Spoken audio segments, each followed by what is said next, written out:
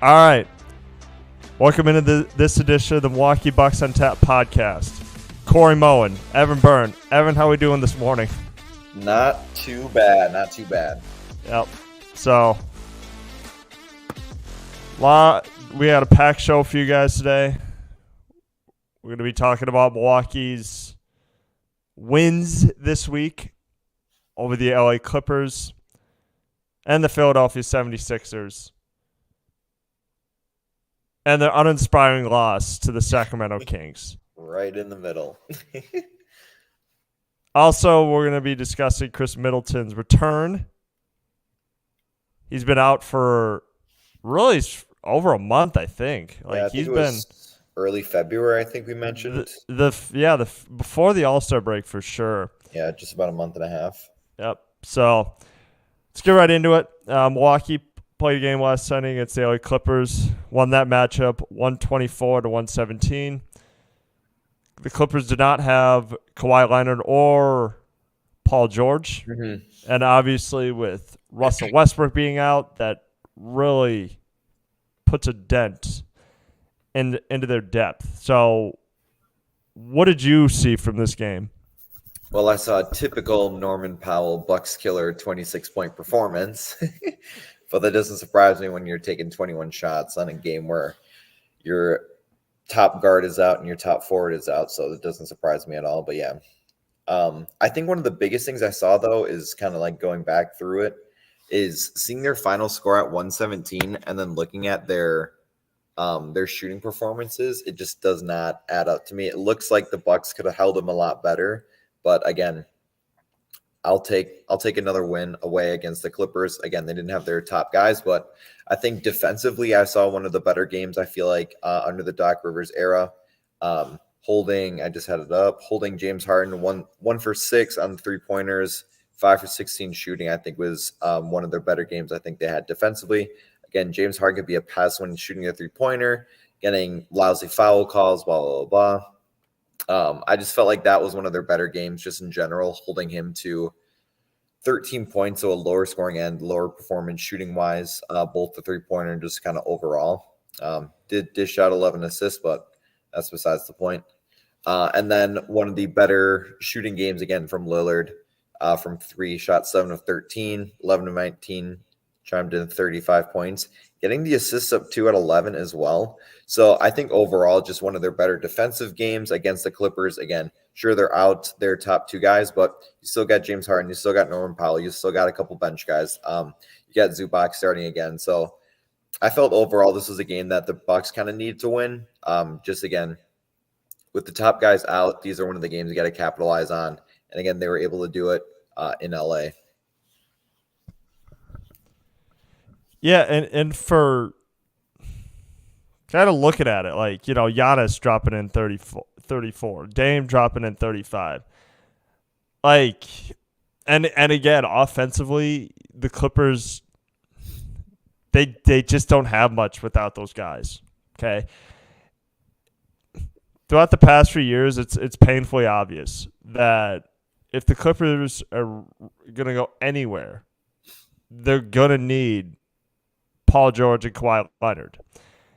Now, the reason why the Clippers have been so good this year is because those 2 guys have been, available.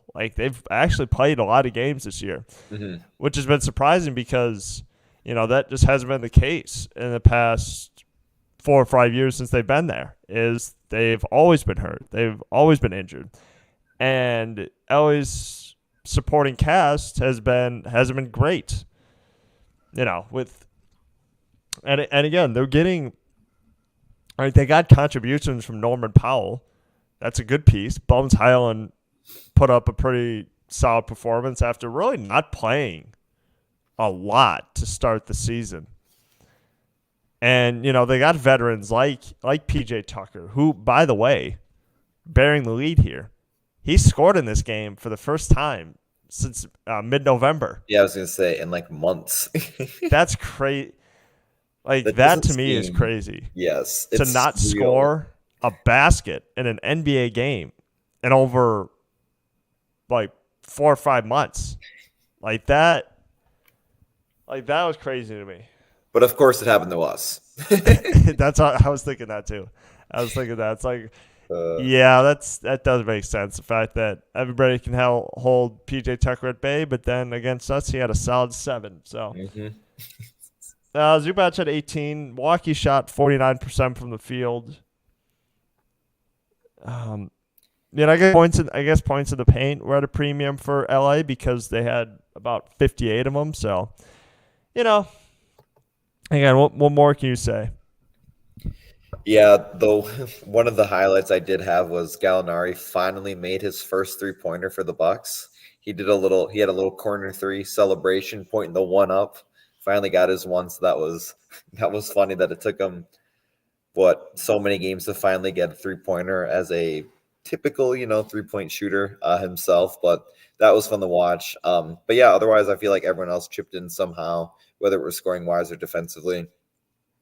Bench scoring wasn't the hottest. You got Bobby leading with 11 points, but I think it really didn't matter as much just because you have Giannis and Lillard scoring 69, 70 points together. So that kind of carried them down the most. But again, overall, good win, good needed win. Shot 44% again from the 3-point line. So one of those games where you can't hate on it. Yep. So moving on to the next game. I don't really want to move on to the next game, but I will anyways. Milwaukee played against the Sacramento Kings. 129 to 129 to 94 defeat. Really, when I would just watch this game like today, at like 3 or 4 o'clock in the morning, and it was pretty apparent Milwaukee really didn't want to play in this game. It was pretty uninspiring. I would say for like the first 5 minutes, and I understand. I mean, they cut into the lead a little bit into the first quarter, but they, for the most part, were down double digits for the entirety of this game. So, what did you see? Just sloppy and just boring basketball. Yeah, watching. I didn't watch the whole thing. I was getting frustrated, so I just ended up just watching the highlights for the second half. But it's just wasted shots, wasted potential on specific possessions, and I just feel like outside of Giannis, nothing was going in for anyone. Lillard, again, 1 for 6 on 3, 2 for 12 on shooting. So that was one of my low lights. Malik Beasley shooting an atrocious 11 3-pointers and only making 3 of them. Pat Connaughton shooting 7 3-pointers, only making 1. It's just like a lot of chucking, but not a lot of making. Obviously, you're not going to make every single shot you take because that's physically impossible. But shooting 39 3-pointers and only making 7 of them is kind of crazy. Shooting 18% if you round up the 0.1. But yeah, nothing went in, and I just felt like every single shot for the Kings went in. I'm like, all right, well, it's going to be one of those kinds of games. Let me just put that on in the background and see what happens. But I guess the highlight for this was the Andre Jackson dunk. He only had one shot, and that was a put back dunk where his head was above the rim. So can't complain about that. But of course, his career highlight happens in an absolute blowout. But good for him though, because that got a little attention for him finally. But yeah, otherwise, Sabonis and De'Aaron Fox, it just felt like couldn't be stopped. Everyone else on the bench did nothing besides Malik Monk. But couldn't stop their big 3 essentially. Yeah, everybody outside of Giannis sucked this game. I mean, let's be honest. Yeah, I was looking at the box score. Giannis scored 30. Dame had, I think I wrote this down. Dame had like 11 points or 10 points or something like that. Like, it was like there was nobody who put together like a good performance in this game. Like, they just weren't ready to play. And I think it was, like I said, it was very apparent from watching it that they're not ready to play. Like, when Sacramento got out to like a 10-0 run to start the game, and I'm just like, yep, cool. They're not ready. They're not ready. This looks like how they would play with like under Adrian Griffin sometimes, just coming out flat. And look, no disrespect to Sacramento, because Milwaukee wasn't ready to play, but also Sacramento can That's one of those teams where they play an up-tempo style. And if you're not ready, like, they will run you off the floor, okay? Because that's all that team does is looking at this. Like, De'Aaron Fox, 29. Sabonis, 22. Malik Monk, 25. Okay? And Sabonis was eating Brook Lopez's lunch money. Okay, he was getting in, and he was getting whatever shot he wanted from inside the painted area. So, and Sacramento, 11 steals. Okay? Milwaukee played right into their hands, where if you turn the ball over, they're gonna want to get out and run. So, 13 turnovers, huge amount of them are steals. So at one point, like half their points were just off of fast break points. Scoring off the steals, which is what you're supposed to be doing. But again, it's just not going in the Bucks' favor. But yeah, just one of those games where no one on their team could miss. Everyone on our team could. That's just how it is. That was like their fourth 9 p.m. game for us. So obviously the same for them because they're used to playing over here. Not to make an excuse, but it was one of those things where it's like, let's just wrap this up as a player and as a fan. Yeah, and also, like, another stat I wrote down, 7 of 39 from 3. Yep. 39 threes they attempted. They only made 7 of them. Yeah, that was just ugly all the way around. Yeah, they shot one more three-pointer than us, but made 18 of them. So there you go, 45% from them. Yep. So yeah, we shot 35 free throws and we still lost by 35. Yeah, that's tough. That's tough. Moving on to the next game. Let's talk about a fun game. Let's talk about exactly. So Milwaukee played against the 76ers the other night. They won that matchup 114-105. Philly didn't have Joel Embiid, which I actually read an interesting stat. Heading into the game against the Bucks, the 76ers were 10-21. Yes, without him. Without Joel Embiid. Yes, I did see that. That's and now they were I don't know what they did the other night, but they were 10-22 at least, like against Milwaukee. And I've said it before, and I'll say it again: the supporting cast around Joel Embiid, without him being out there, just simply isn't very good. What did you see from the game against Philly? Just a good game from Tyrese Maxey, and that's pretty much it for the 76ers. But otherwise, Bucks-wise, again, you have a huge game from Giannis, again, 32, 11, and 7, so kind of flirting with the triple-double. I think one of the biggest takeaways, though, for this was A.J. Green. I feel like coming off the bench, played almost 30 minutes, chimed in 14 points. I feel like that was kind of a bigger game for him this season, again, when the bench is not scoring in general, and he comes in and hits 14 points and just a couple three-pointers, couple free throws, layup here or there. But just kind of having him be the bench presence for the game and not Bobby Portis or someone else was kind of a uplifting thing, I feel like, for him and overall just for the bench energy as well. But another game I feel like I noticed was kind of a difference maker was Brook Lopez. I feel like Brook's been having a huge scoring slump as of recently. Not that he needs to be scoring 15 to 20 plus points a game, but there are some games where he just shoots the three ball almost every possession, and he's missing almost all of them. Shot 5 of 10 that game, threw in 19 points. So I felt like that was one of those games where without him, I feel like we're not winning this game or we're playing a super close competitive game.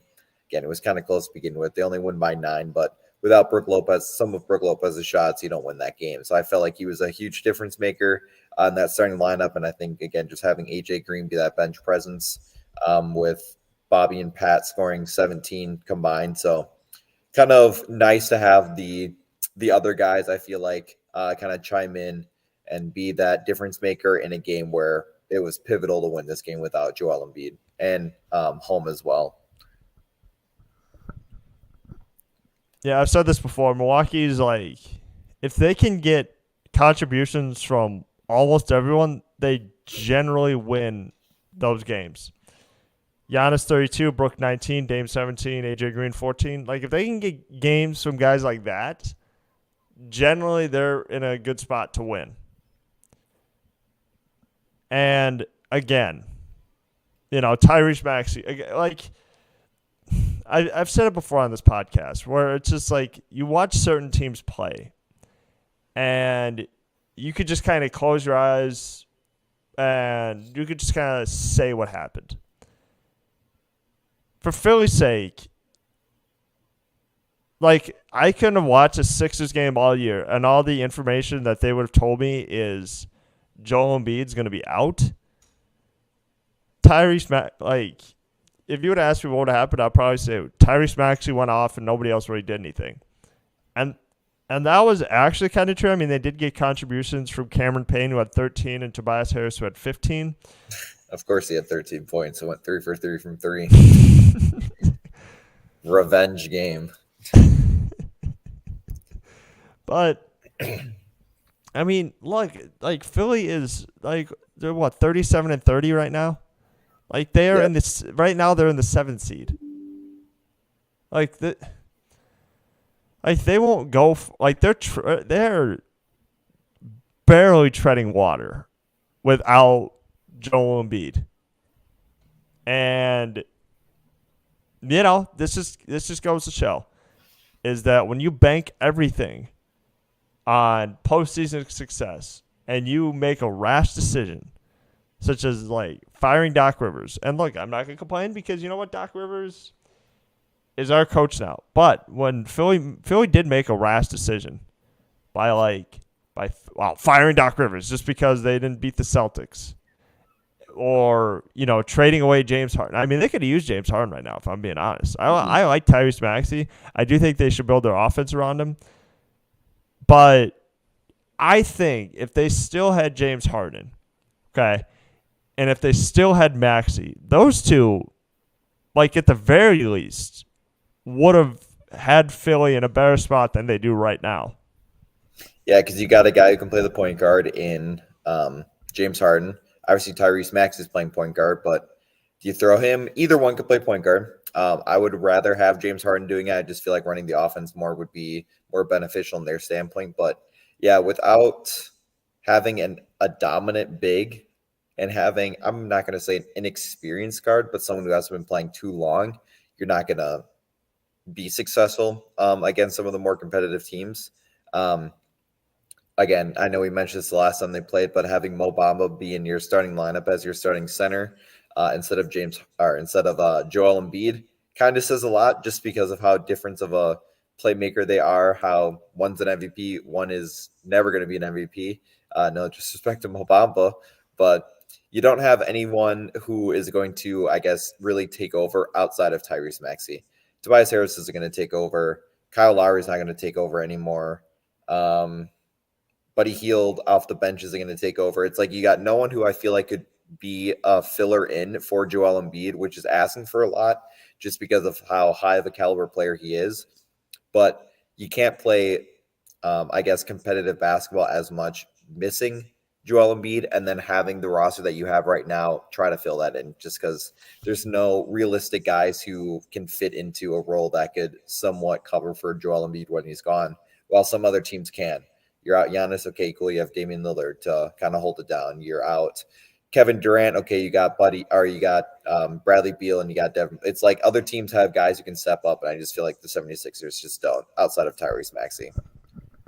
And to be honest with you, they've never had that. They've never had those. They've just never had that supporting cast. It's been one guy, and that's it. You fear them in the postseason, and this is why Joel Embiid's never made an Eastern Conference Finals, because they just don't have that. Those core players where it's like, I think everything to making a championship contending team is you need guys coming off the bench to step up. And, and Philly really has nobody to blame but themselves, because they keep screwing up these decisions. Okay. They chose Tobias Harris over Jimmy Butler. And, Daryl Morey, lying to James Harden. And now they had to trade away James Harden because Daryl Morey wouldn't give him a contract extension because he banked everything off his postseason success.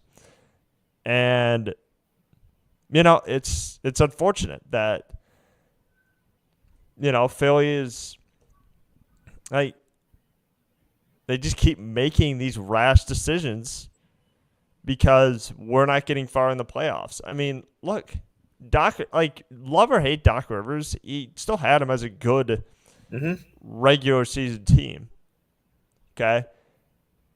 And look, do I think and look, and even for Milwaukee, okay, Mike Budenholzer, he had him as a good regular season team.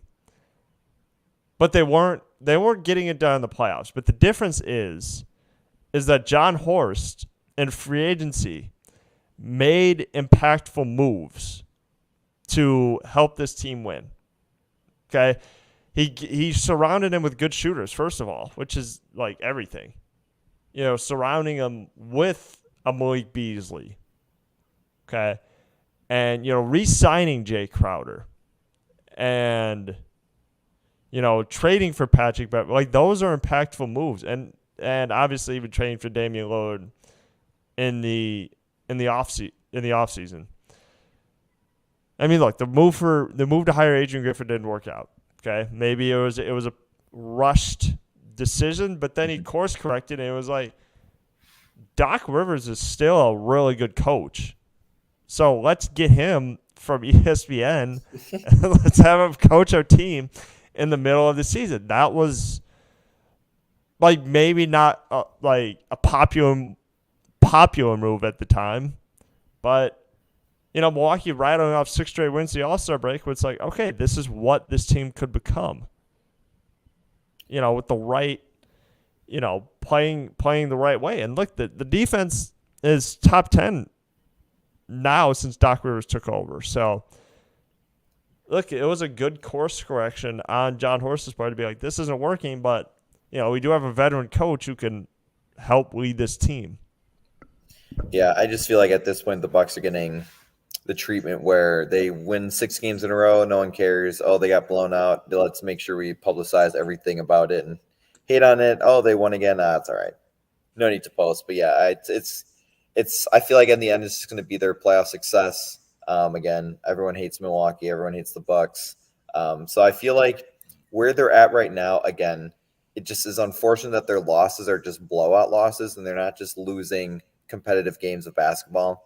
They're not losing by less than 10 points. They're losing by 20 plus. So I'm kind of hoping that can change when they do lose games. I just feel like being blown out constantly is obviously never fun, but to lose a game like that consistently, I feel like can be frustrating as a fan. But I feel like, again, it's going to be playoff experience. Just kind of hoping that everything else can kind of fall into place. Again, talk about Khris Middleton soon, but I feel like that could be a difference maker. Again, they've been playing without him for a month and a half. So who knows what's going to happen, but we'll see. I feel like that's their potential game changer right there. Yeah, we'll get into that right now. So it was announced yesterday by ESPN's Adrian Wojnarowski that Khris Middleton is returning to the starting lineup as the Bucks play against the Suns today at noon. So how big of an impact will Khris Middleton's return have? I feel like it'll just give, again, his veteran presence again on the court. I feel like it's going to be a lot more playmaking. Again, you have Lillard. Now you have Lillard and Khris Middleton. So you got 2 guys who can shoot. You got 2 guys who can run. The light turned off again. You got 2 guys who can make plays for Giannis. So I feel like that's important as well. And then obviously his scoring in general. He's not going to be, again, Khris Middleton is not the Khris Middleton that we had in 2021 and previous years. I just feel like with the injuries that he's had, he just can't really perform as high as he has in the past. But, there's hints of it games here or there. But I just feel like if he can score, 10 to 15 points a game, nothing too crazy, nothing too wild, but I just feel like his scoring presence will be more beneficial, I feel like, for the team just in general, whether that's Giannis taking a little bit back from shooting and kind of giving Khris some shots or vice versa for Damian Lillard giving some of his shots to Khris. But I just feel like adding him again with the consistency again, kind of bringing it back, I feel like will be a lot more beneficial. I just feel like for chemistry, consistency on the court, and just, I guess, their overall play style as well. You're missing your third guy, but in past it's been the second guy to Giannis. So I just feel like him playing again with Giannis more competently on the court will kind of help them down the road. He hasn't played with Doc Rivers yet, has he? I'm trying to think of like month-wise. Yeah, just a little bit, A little bit. but not how Giannis has played, not how Lillard has played. So we'll kind of see how that goes. Hopefully they kind of slowly ease his way in. But man, if he can score, obviously he's not going to score a lot, but if he can chime in some points, I feel like it'll help him down the road again, slowly get into the playoffs instead of kind of holding him until the playoffs start or just before, kind of get him back into the groove of things just before, boom, the playoffs are here and now you're playing. Yeah, for Middleton, it's probably going to be one of those things where he's like on a minutes restriction. Mm-hmm. Like I would say probably 15 to 17 minutes. Like I don't think, like if a guy's coming off an injury like that, right? You don't want to just throw in like 30 to 35 minutes. Generally, because Khris Middleton's dealt with a lot of injuries over the past couple of years, generally you kind of want to throw him in for like 15 minutes or something to kind of get him a feel for, playing again. Because let's be honest here, being out over a month for him again, I feel for him just because that game against the Suns, he was how they're playing the Suns again today. That is a little ironic, the fact that he actually stepped on Kevin Durant's foot and he got rolled up, like he got his ankle rolled up on, and now he's coming back today against the team that injured him. And again, I don't put that on Kevin Durant. I think it was an accident. I just think that it's an unfortunate injury, and I'm glad it wasn't more serious, and I'm glad Khris Middleton's like back out there and stuff. So we'll have to see if how he looks returning to action. Yeah, I'm just glad they see. I don't know if it's obviously he'll be on a minute restriction. There's no point in putting him out there for 30 minutes or even 25 minutes, but I'm glad they're bringing him back like a good chunk of time before the playoffs start. Again, I kind of mentioned earlier, it would be dumb to bring him back just a few games before the playoffs or just kind of throw him in like during the playoffs, I guess. Just again, kind of like get the consistency back and allow him to kind of grow into it before the playoffs end. Again, we still have a couple weeks left where we have plenty of time to kind of get him going, but yeah, we're less than a month away from the playoffs, or the end of the regular season, I should say. So to kind of get him out there is kind of nice, especially against, again, unironically the Suns, but a higher performing team. You got the Celtics on Wednesday. So it's, again, kind of get him out there when you're starting to play these tougher teams.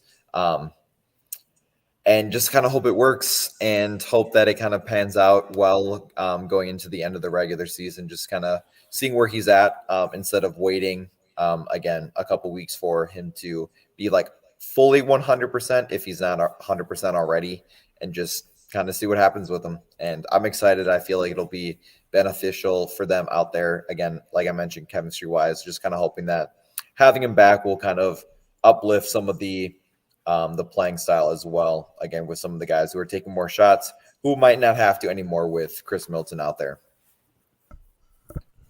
Yep. So it'll be exciting to see Khris Middleton back out there. And also, shameless plug, my Badgers are also playing in the Big Ten championship game against Illinois. So, obviously watch out for that. So, Evan, you got anything else?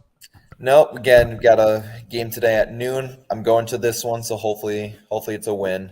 So again, the Suns at noon. Big game though this week on Wednesday against the Celtics in Boston. So that will be I hope they can win that one. That's one of those games where, again, you're away against Boston. You always got to win those ones. But otherwise, yeah, they're wrapping up March soon. Again, just some big games this week.